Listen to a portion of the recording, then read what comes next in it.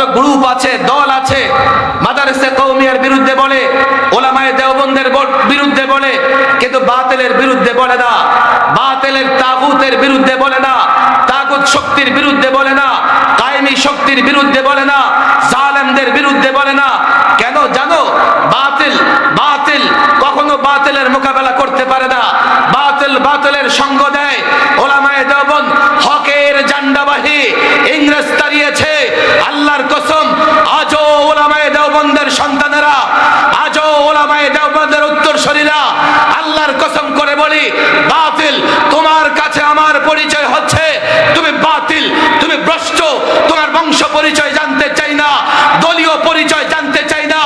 আল্লাহর কসম, বাতিল যে হবে আমার কাছে পরিচয় তার বাতিল থাকবে।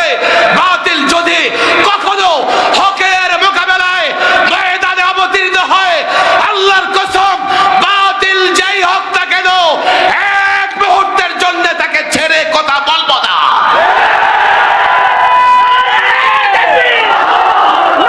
বুঝাতে আসেনি, বাংলাদেশে দ্বীন শিক্ষার একমাত্র প্ল্যাটফর্ম বা শিক্ষা কেন্দ্র মাদারসে কওমিয়া। ঠিক তো বললেন, কথা আমি লম্বা করব না, তারপর আমাকে বলতে হবে। বাংলাদেশে দুই ধারের মাদ্রাসা সিস্টেম চালু আছে, আলিয়া মাদ্রাসা, কওমি মাদ্রাসা। আলিয়া মাদ্রাসা থেকেও পড়াশোনা করে অনেক বুজুর্গ তৈরি হয়েছেন, আলেম তৈরি হয়েছেন। একসময় আলিয়া এবং কওমি মাদ্রাসার শিক্ষা সিলেবাস একই রকম ছিল। পর্যায়ক্রমে পরিবর্তন করতে করতে এখন এমন হয়েছে, দাখিল পাস করেও আলিয়া মাদ্রাসায় কোরআন শরীফ শুদ্ধ করে পড়তে পারে না। আলিয়া মাদ্রাসার ছেলেটা আমার ভাই, আমার সন্তান। আমি তাকে কটূক্তি করছি না, ছোট করছি না, আমি বাস্তবতা বলছি। আলিয়া মাদ্রাসার মুহাদ্দিস সাহেবরা, তাদের মুফতি সাহেবরা এখন আফসোস করে বলতেছে যে ফাজিল আর কামেল তো ছিল এতদিন, সামনে মনে হয় এই দুটা ক্লাস বন্ধ করে দিতে হবে। কত সংগ্রাম করে, আন্দোলন করে ফাজিলকে ডিগ্রি, কামেলকে মাস্টার্সের সমমান করা হয়েছে। এখন আলিয়া মাদ্রাসার কর্তৃপক্ষ চিন্তা করতেছে ফাজিল আর কামেল মনে হয় রাখা যাবে না। কেন? দাখিল পাস করে 90% ছেলে কলেজে ভর্তি হয়ে যায়, যে কজন বাকি থাকে আলেম পাস করার পরে 100% কলেজ ইউনিভার্সিটিতে চলে যায়। কথা ঠিক না বেঠিক? এখানেই তো চান্দিনা আলামিন আছে। যারা আলিয়ার ছাত্র আছে, আমার উপর নারাজ হয় না, তোমাদের সিলেবাস রক্ষার জন্য আমি সবচাইতে বেশি কথা বলেছি, টেলিভিশনে আমি কথা বলেছি। আমি জানি না তোমাদের শিক্ষক, তোমাদের কর্তারা অতগুলো কথা বলেছে কিনা। আমি আলিয়া মাদ্রাসার সিলেবাস রক্ষার জন্য যতগুলো কথা বলেছি টেলিভিশন মিডিয়াতে, তারা এখন বলছে যে হুজুর ফাজেলে ভর্তি করায় 200-300, ক্লাসে গিয়ে দেখি 2-3 জন নাই। ভর্তি হয়ে থাকে কিন্তু ক্লাস করে কলেজ ইউনিভার্সিটিতে, কামেলে আরো কম। এভাবে চলতে থাকলে ফাজেল আর কামেল থাকবে না। ওলামায়ে দেওবন্দ যেহেতু এখানে আসে, আমরা কওমি সনদ নিয়ে যখন কাজ করি, কানাকানি করা যাবে না, আমি এগুলো তো পরীক্ষামূলক বলতেছি, হুজুরে শুনতে হবে, আমার ভুল চিন্তা কারো লালন করতে হবে না। আমি সিদ্ধান্ত দেই না, আমি চিন্তার জায়গা তৈরি করতে চাই। চিন্তা করলে আমি কসম করে বলি, আমার চিন্তার সঙ্গে আলেমদের চিন্তা না মিললেও কাছাকাছি চলে আসবে। আমি একদিন চিন্তা করে কোনো বিষয় নিয়ে কথা বলি না। 2.5 বছর সরকারি মেহমান ছিলাম, রাত দিন নানা বিষয়ে লম্বা চিন্তা আমি করেছি। আর আমি বাংলাদেশের প্রত্যেকটা ধারায় পড়াশোনা করেছি। এই চান্দিনা আলিয়াও আমি কিছুদিন পড়াশোনা করছি। আলামিন আছে না নাই? আমার কাছে তোমরা কোনো কিছু লুকাতে পারবা না। খেয়াল করে শোনো, মাদারিসে কওমিয়ার সনদ নিয়ে যখন আন্দোলন চলে, সংগ্রাম চলে, আমাদেরকে বলা হলো আপনারা যেভাবে চান সেভাবেই আপনাকে নিবেন, আপনাদেরকে আমরা দাওরায়ে হাদিসকে মাস্টার্সের সমমান দিব। টেলিভিশন টক শোতে আমাকে জিজ্ঞেস করে, হ্যাঁ ভালোই তো, 1 লাফে মাস্টার্স পাস করে ফেলবেন, হলো এটা? আপনাদের দাখিল নাই, আলেম নাই, ফাজেল নাই, আপনাদের এসএসসি নাই, এইচএসসি নাই, ডিগ্রি নাই, আপনারা এখন মাস্টার্স পাস করে শিক্ষিত হয়ে যাবেন। আমি বলেছি কে বলে নাই, আমাদের সব আছে, মান চাই শুধু দাওরাত। কেন একটা একটা নেন, মৌলানার সাথে মনে আছে যে একটা একটা নেন। আগে কি করেন, এসএসসি নেন। যেমন আলিয়াকে আগে দাখিল দেওয়া হয়েছে, পরে আলেম দেওয়া হয়েছে, এখন অনার্সের মান দেওয়া হয়েছে, একটা একটা নেন। আমরা বলি না, তোমরা বুঝো আর না বুঝো, যা চেয়েছি পারলে দাও, না হলে দরকার নাই। যদি আমরা ভুল করে নাহবে মীর, সরে বেকায়া এই জামায়াতগুলোর মান নিতাম, আজকে আলিয়া শিক্ষকরা ফাজল কিংবা কামেলের ছাত্র পায় না, কাল কওমি মাদ্রাসার শিক্ষকরাও মেশকাতে আর দাওরায় গিয়ে ছাত্র পেত না। অথচ দাওরায়ে হাদিস পর্যন্ত না পড়লে একটা ছেলের বুদ্ধিও পাকে না, এলেমও পাকে না। আলিয়া মাদ্রাসাকে এমন করে ফেলেছে, কওমি মাদ্রাসা আছে, আরেকটা জেনারেল শিক্ষা বাংলাদেশে আছে, আছে না নাই? এখন সেটাকে শিক্ষা না বলে আমাকে কুশিক্ষা বলতে মন চায়। কিছুদিন আগেও ওরা ছিল বানরের বাচ্চা, এখন হয়ে গেছে ব্যাঙের বাচ্চা। আমি বলি বাবা, ব্যাঙের নাচ দেওয়ার জন্য ট্রেনিং নেওয়া লাগে? তোমার বাসার আশেপাশে ব্যাঙ ট্যাং নাই? একটা ছাইরা দিয়ে পিছনে নাচতে থাকো না। হাঁসের ডাক দেওয়ার জন্য ট্রেনিং নেওয়া লাগে? তোমার বাড়ি ঘরে হাঁস নাই? তাহলে সরকারকে বলবো প্রত্যেক শিক্ষকের ঘরে ঘরে একটা হাঁস দিয়ে দেন। ছোট্টকালের বক্তৃতা, নেতা বক্তৃতা করতেছে, আপনারা সবাই গরু, আপনারা সবাই ছাগল, আপনারা সবাই হাঁস, আপনারা সবাই মুরগি পালন করবেন। এখন বক্তৃতা আপনারা শোনেন নাই? দাড়ি কমা ছাড়া বক্তৃতা শোনেন নাই? আল্লাহ মাফ করুন। সবার ঘরে ঘরে রাজহাঁস দিয়ে দাও, তাহলে pack pack pack pack training এর নামে করতে হবে না। অনেক কথা চলে আসে, হাতে তো সময় নাই, এত কথা কিভাবে বলবো। হঠাৎ ফেসবুকে আমি এক ভিডিও দেখলাম যে নেত্রকোনার ছাত্রীরা খেতে ধান লাগাইতেছে, এটা নাকি শিক্ষা কারিকুলামের অন্তর্ভুক্ত, ওরা ধান লাগায়। তো এই যুবকরা কি করবে? ছাত্রী যদি ধান লাগায়, ছাত্র কি করবে? আরে এটা কোন দেশ থেকে ওরা আসছে আল্লাহই জানে। এদেশের যুবক গরিব হতে পারে, অসহায় হতে পারে, বাবা গরিব হতে পারে, তার মেয়েকে দিয়ে কখনো খেতে ধান লাগায় না। বাংলাদেশের সংস্কৃতি কালচারের সঙ্গে এটা যায় না। এগুলো কোত্থেকে আমদানি করো? এটা হচ্ছে একটা শিক্ষা ব্যবস্থা, দুইটার মাঝখানে মাদারেসে কওমিয়ার শিক্ষা ব্যবস্থা এই জাতির জন্য রহমত। আমি তো বলি পুরো পড়াতে হবে না, 3 বছর নুরানি মক্তবে পড়াবেন, আমি 3টা গ্যারান্টি দিয়ে দিব। এক, আপনি বুড়ো হবেন, আপনার ছেলে আপনাকে বৃদ্ধাশ্রমে পাঠাবে না। দুই, মাদক গ্রহণ করবে না। 3, মাদারেসে কওমিয়ায় 3 বছর পড়ার পরে তার নাস্তিক হওয়ার আশঙ্কা নাই। অনেক কথা চলে আসে, আমি প্রায় বলি মাদ্রাসাগুলোতেও শয়তান ঢুকে কি ঢুকে না? শয়তানকে কেউ আটকাইতে পারে না, কিন্তু ঢুকে। মাদ্রাসার ছাত্রকে এই কথা বলে না যে একটু ইয়াবা খা, এ কথা বলে নাকি? শয়তান কেন বলবে? শয়তানের সময়ের দাম নাই।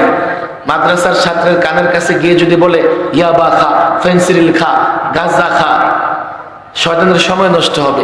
খাবে কোত্থেকে? মাদ্রাসার বাউন্ডারিতে না ইয়াবা আছে, না গাঁজা আছে, না ফেন্সিডিল আছে, শয়তানের সময় নষ্ট হবে।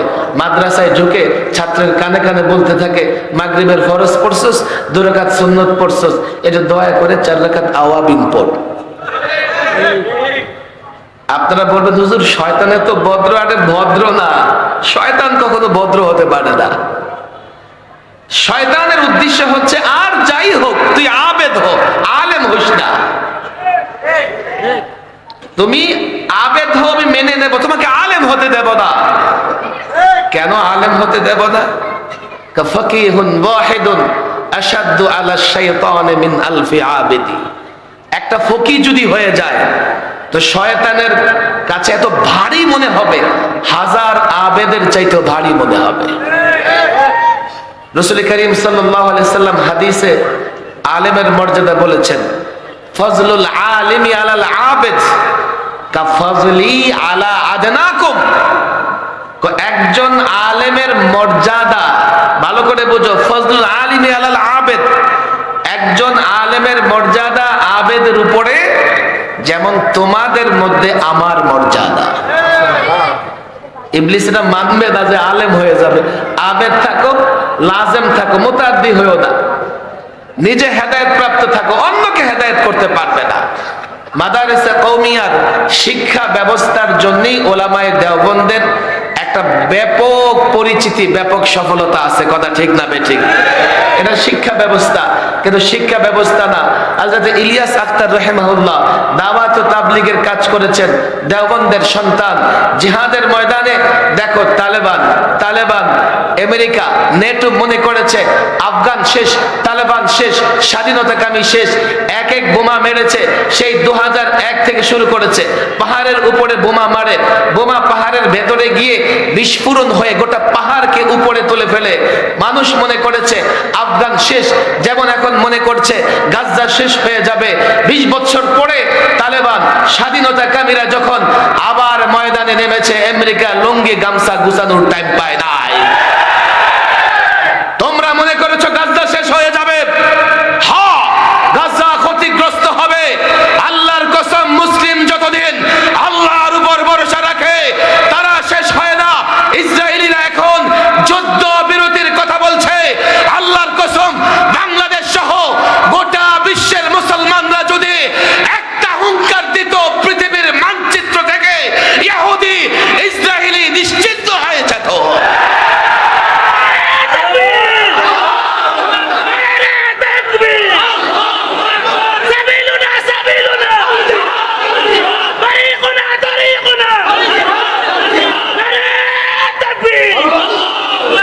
ওলামায়ে দেওবন্দের ত্যাগ তিতিক্ষার আলোচনা না করলে তাদের জীবনী আলোচনা হয় না। মাদ্রাসা কওমিয়ার ছাত্ররা, আমি ইতিহাসের শুধু সন তারিখ বলে দেব, মোতালা করে দিবা, তোমরা পড়ো। 1857-তে এই ওলামায়ে দেওবন্দের আকাবের এবং মুরব্বিগণ ইংরেজদের বিরুদ্ধে সিদ্ধান্ত নিয়ে জেহাদ করেছে, লড়াই করেছে। দুইটা মারাকা যুদ্ধের ময়দান তৈরি হয়েছে, একটা থানা ভবনে আর একটা আম্বালায়। নেতৃত্ব দিয়েছেন ইমদাদুল্লাহ মুহাজির মক্কি, সিপাহ সালার কাসেম নানতুবি, কাজীউল কুজাত রশিদ আহমদ গঙ্গোহী। ইতিহাস আমি বলবো না। 1857-তে এই যুদ্ধে পরাজিত হয়, ওলামায়ে দেওবন্দের উপরে পরাজিত হওয়ার পরে এমন এক ট্র্যাজেডি শুরু হয়, কম পক্ষে 20,000 আলেমকে ফাঁসি দিয়ে হত্যা করে ইংরেজরা। দিল্লি থেকে খাইবর পর্যন্ত রাস্তার দুধারে এমন কোন বৃক্ষ ছিল না যেখানে আলেমের লাশ ঝুলে নাই। দিল্লির শাহী মসজিদের বারান্দায় ফাঁসির মঞ্চ তৈরি করে আলেমকে ঝুলানো হয়েছে। ইংরেজ ঐতিহাসিক টমসন লিখেন, আমি রাতের বেলায় তাঁবুতে ফিরে গিয়ে দেখি মানুষ পোড়ার গন্ধ। তাঁবু থেকে বের হয়ে তাঁবুর পিছনে গিয়ে দেখি 20 জন আলেমকে উলঙ্গ করে আগুনে পোড়ানো হচ্ছে। আরো 20 জনকে দাঁড় করিয়ে রাখা হয়েছে। ইংরেজ বলতেছে, তোমরা ইংরেজদের পক্ষে কথা বলো, তোমরা বলো ইংরেজদের পক্ষে কথা বলো, তোমাদের ছেড়ে দেওয়া হবে। সে বলে, আমার ঈশ্বরের কসম, 20 জন আলেমকে আগুনে পুড়তে দেখেও বাকি আলেমরা ইংরেজদের পক্ষ নিতে রাজি হয়নি। রাত শেষ করা যাবে না। ইংরেজরা কি করেছে? ইংরেজরা শুধু ভারতকে গোলামির জিঞ্জিরে আবদ্ধ করেছে, আমার নয়। ইংরেজ আমার ইমান, আমার ইসলামী শিক্ষা, এক রাতে হাজার হাজার মাদ্রাসা ইংরেজ বোলডোজার দিয়ে ঘুরিয়ে দিয়েছে। আমার ইসলাম কেড়ে নিয়েছে, ইমান কেড়ে নিয়েছে, দেশটা কেড়ে নিয়েছে। এই দেশটাকে গোলামির জিঞ্জিরে আবদ্ধ করেছে। আর আকাবিরে দেওবন্দ, ওলামায়ে দেওবন্দের একজন আকাবির মুরব্বী শাহ আব্দুল আজিজ রাহিমাহুল্লাহ সর্বপ্রথম ফতোয়া দিয়েছেন ইংরেজদের বিরুদ্ধে, যার ফতোয়ার উপর ভিত্তি করে পরবর্তীতে অনেকগুলো রণাঙ্গন তৈরি হয়েছে, যুদ্ধ হয়েছে। ইতিহাস একদিনে বলার মতো নয়। আমি যুবকদের বলি, 200 বছর ইংরেজদের হাতে বন্দী ছিল। ইংরেজরা তোমাদেরকে গোলামির জিঞ্জির আবদ্ধ করে রেখেছিল। আজকে অমুকে এই অমুকে সেই কথা বলো। ওলামায়ে দেওবন্দ যদি আন্দোলন না করত, রক্ত না দিত, 20,000 আলেম রক্ত না দিলে ভারতবর্ষকে এখনো স্বাধীন করতে পারতে না। আলেমদের অবদান তোমরা দেখো না, আলেমদের মর্যাদা তোমরা দেখো না, আলেমদের কুরবানি তোমরা দেখো না। শাইখুল মাহমুদ হাসান দেওবন্দি ওলামায়ে দেওবন্দ নাম নিয়েছে, ওলামায়ে দেওবন্দের অন্যতম নক্ষত্র, ইন্তেকাল করেছেন। গোসলের কাজ চলতেছে, গোসলদাতা চিৎকার করে উঠেছেন। কি কয়? শাইখুল হিন্দের কোমরে গোশত নাই, হাড্ডিগুলো বের হয়ে আছে। শাইখুল ইসলাম হোসেন আহমদ মাদানীকে খবর দাও, জিজ্ঞেস করো কি হয়েছে। যখন জিজ্ঞেস করা হলো, উনি বলে, আমরা যখন ইংরেজদের মাল্টা জেলে বন্দী ছিলাম, রাতের বেলায় আমার এই উস্তাদকে ওরা একটা পাতাল কক্ষে নিয়ে যেত।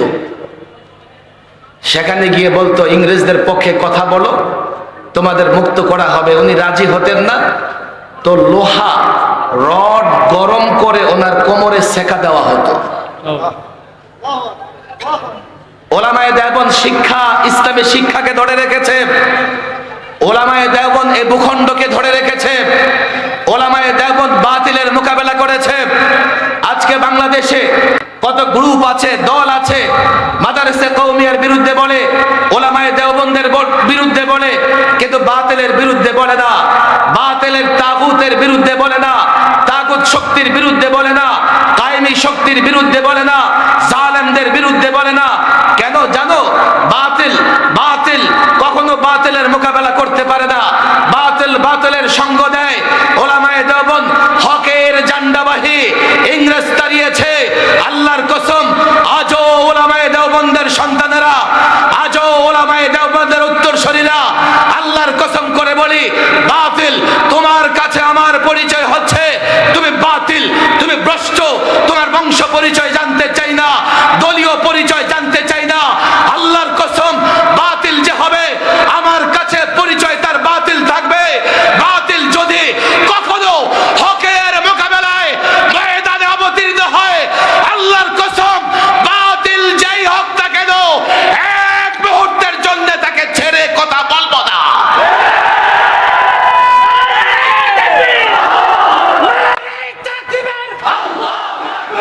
ইসলামের শত্রুরা ওলামায়ে দেওবন্দ কবি মাদ্রাসার শত্রুরা, ফিলিস্তিন ফিলিস্তিন, ইসরায়েলের কালে কালে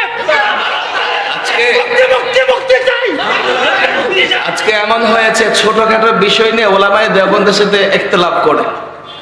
আপনার মাথায় আঘাত, হাতে আঘাত, পায়ে আঘাত, পায়ে কাটা বিঁধেছে, এটা নিয়ে আপনি খুব তুলকালাম কাণ্ড ঘটিয়ে দিচ্ছেন। মাথায় যে আঘাত খবর নাই, হাত তোলে মুনাজাত হবে কিনা, ক্যাম করবে কিনা, ওনারা ওইগুলোকে কোনো বড় কোনো বিষয় মনে করে না। এগুলোকে বানিয়েছে ঝগড়ার বিষয়। ইসলাম আছে কিনা এটা হাত দিয়ে কেউ দেখে না। বাংলাদেশে যত বাতিল ফেরকা আছে, কাদিয়ানি থেকে দেওয়ানবাগি পর্যন্ত, আমাকে বলো আল্লাহর নবীর দুশমনদের বিরুদ্ধে কারা কথা বলেছে? আজকে একদল আছে নিজেকে আশিক রাসূল মনে করে, সুন্নি মনে করে, আল্লাহর নবীর ইজ্জতের চাদর নিয়ে যখন টানাটানি করা হয়, তাদেরকে ময়দানে দেখা যায় না, রণাঙ্গনে দেখা যায় না, জেলখানায় দেখা যায় না, শুধুমাত্র মিষ্টি বিতরণ করাকে সুন্নত মনে করে। ওলামায়ে দেওবন্দ কারো ধার ধারে না, ওলামায়ে দেওবন্দ কারো পরোয়া করে না। আমাদের আকাবের, আমাদের আসলাফরা আল্লাহর নবীর সুন্নাহকে প্রতিষ্ঠা করবার জন্য, আল্লাহর নবীর ইজ্জতের চাদর হেফাজত করবার জন্য রক্ত দিয়েছে। আজও মাদারেসে কওমিয়ার ছাত্ররা লড়াই করছে, রক্ত দিচ্ছে। তোমরা মনে করো আমরা রাসূলকে ভালোবাসি না, মিথ্যে কথা। তোমরা মনে করো আমরা রাসূলের অনুসরণ করি না, মিথ্যে কথা। দাঁড়াও, আমার সামনে দাঁড়াও, নেবে দেখো তোমার মধ্যে আল্লাহর নবীর একটা সুন্নাহ থাকলে আমার মাদ্রাসার বক্তব্যের ছাত্রের মধ্যে 10টা সুন্নাহ আছে। আমরা রাসূলকে ভালোবাসি, উক্তি নয়, কথা নয়, ডায়ালগ নয়।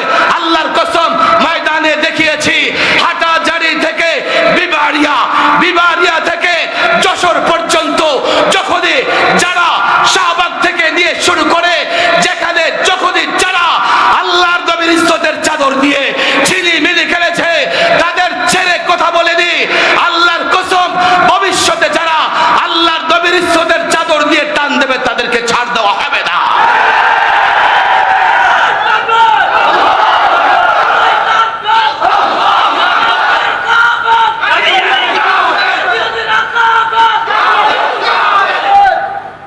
বুঝবার চেষ্টা, ওলামায়ে দেওবন্দ এই জমিনের জন্য রহমত।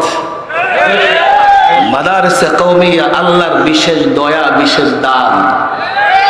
ছোটখাটো বিষয় নিয়ে আমাদের সঙ্গে ইখতিলাফ করো না, আমরা এগুলো পছন্দ করি না।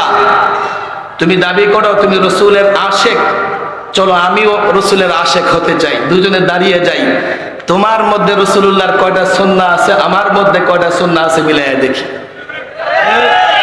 সুন্নতের খোঁজ খবর নাই, আশেক রাসূল দাবি করে। আমরা যারা প্রকৃত আশেক আমাদের বিরোধিতা করে, শয়তান দ্বারা পরিচালিত ওরা। ওলামায়ে দেওবন্দের ইতিহাস বলতে গেলে রাত শেষ হয়ে যাবে। এক কথা মনে রাখবেন, ওলামায়ে দেওবন্দ আমাদের আকাবির, মূল আকাবির সাহাবাদের নমুনা। তালিমের লাইনে, তাবলীগের লাইনে, জিহাদের লাইনে, যে কোনো লাইনের কথা বলো না কেন, ওলামায়ে দেওবন্দ সাহাবাদেরকে রাসূলুল্লাহ সাল্লাল্লাহু আলাইহি ওয়াসাল্লামের সুন্নাহ, সাহাবাদের জীবনী, খেলাফতে রাশেদা সবগুলো সামনে রেখে ওনারা জীবন পরিচালনা করেন। যদি ওলামায়ে দেওবন্দের সঙ্গে থাকো, আমি গ্যারান্টি দিয়ে দিতে পারি তারা যেদিকে থাকবে সেদিকে যদি থাকো, অবশ্যই আল্লাহ তাআলা তোমাদেরকে মানজিলে মাকসাদে পৌঁছে দেবে। তবে হ্যাঁ, বেজাল তো কিছু থাকবেই। দুনিয়ার সব জায়গায় বেজাল আছে, যেই জিনিস বেশি দামি তার বেজাল তো বেশি হয়। এতটুক তো কষ্ট করতেই হবে, একটু খুঁজে নিতে হবে প্রকৃত আলেমকে, যে হালকা নিজেকে ডেকোরেটেড করে যে কোনো নির্বাচনের ময়দানে তুলে ফেলে সে আর যাই হোক ওলামায়ে দেওবন্দের উত্তরসূরি হতে পারে না। ডিম বিরিয়ানি খেয়ে যারা ইমান বিক্রি করে আসছে তারা কখনো ওলামায়ে দেওবন্দের উত্তরসূরি হতে পারে না। ওলামায়ে দেওবন্দ বাতাস ঘুরিয়ে দেয়, স্রোত পাল্টে দেয়। তারা কখনো প্রতিকূল আবহাওয়ার অপেক্ষা করে না, তারা কখনো প্রতিকূল আবহাওয়াকে পরোয়া করে না, তারা অনুকূল আবহাওয়ার অপেক্ষা করে না। দ্বীনের বিরোধিতা করবে, ইসলামের বিরোধিতা করবে। যেখানে বিরোধিতা হবে, যখনই বিরোধিতা হবে, সবার আগে ওলামায়ে দেওবন্দ তার বিরুদ্ধে রুখে দাঁড়াবে। এই আদর্শ ওলামায়ে দেওবন্দ। যদি ভয় লাগে ওলামায়ে দেওবন্দের পরিচয় দিয়েন না, জনতার কাতারে চলে যান। হিম্মত সাহস থাকলে ওলামায়ে দেওবন্দের নাম উচ্চারণ করবেন। আল্লাহ তাবারক ওয়া তাআলা ওলামায়ে দেওবন্দ ঐক্য পরিষদকে কবুলের মঞ্জুর করুন। ওয়া মা তাওফীকি ইল্লা বিল্লাহ ওয়া মা আলাইনা ইল্লাল বালাগ।